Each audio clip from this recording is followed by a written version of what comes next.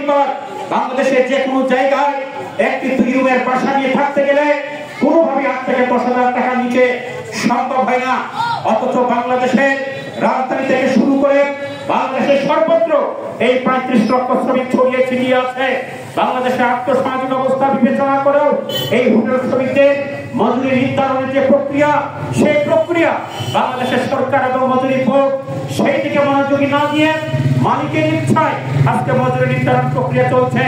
মালিক কিরকম করে মজুরি নির্ধারণ করে, আজকে বাংলাদেশের হোটেল রেস্টুরেন্টগুলোতে যদি যান, আজকে নেত্রকোনা জেলায় হোটেল রেস্টুরেন্ট মিষ্টি বেকারি প্রতিষ্ঠান বলতেও আমাদের শ্রমিকরা সেই 8 ঘন্টার পরিবর্তে 12-14 ঘন্টা পর্যন্ত তারা ডিউটি করেন। এই 12-14 ঘন্টা ডিউটি করে আজকে 250 টাকা, 300 টাকা, 400 টাকা আজকে একটা গ্লাস বয় মেসিয়ারকে বেতন দিচ্ছে, আজকে একটা কারিগরের 600-700 টাকা বেতন দিচ্ছে।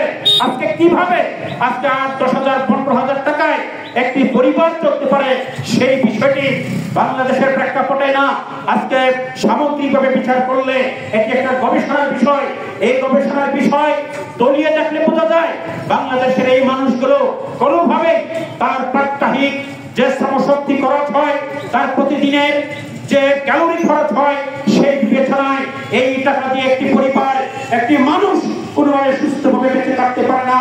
একজন পূর্ণ প্রাপ্তবয়স্ক মানুষের একদিন বেঁচে থাকার জন্য তার পূর্ণ শ্রমশক্তি পুনরুৎপাদনের জন্য তার প্রয়োজন হয় 800 থেকে 3,000 কিলো ক্যালোরি খাবার। কিন্তু বাংলাদেশের এই শ্রমিকরা যখন 8,000-12,000 টাকা মজুরি পায়, কোনোভাবে তার পরিবারকে এই ক্যালোরি পুনরুৎপাদন করতে পারে না। মাছ মাংস খেতে পারে না, দুধ ডিম খেতে পারে না, শাকসবজি খেতে পারে না। একটু অপুষ্টিকর, একটু অস্বাস্থ্যকর খাদ্য জীবন যাপনে এই মানুষগুলোকে আজকে গড়ে তোলা হচ্ছে, এই মানুষগুলোকে জীবন চালাতে বাধ্য করা হচ্ছে। ফলে বাংলাদেশের যে গড় আয়ু, সেই গড় আয়ু এই শ্রমজীবী মানুষদের ক্ষেত্রে ব্যতিক্রম।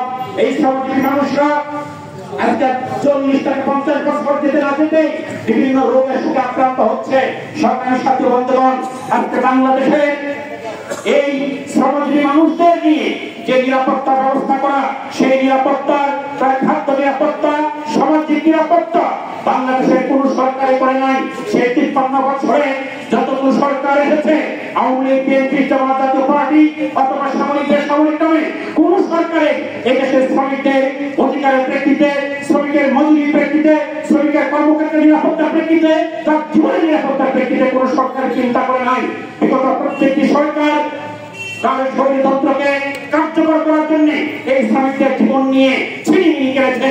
আজকে বাংলাদেশের শ্রমিকের নিরাপত্তা কোথায় গিয়ে ঠেকেছে? আপনারা নিশ্চয়ই গত কয়েকদিন আগে লক্ষ্য করেছেন যে এমপি আল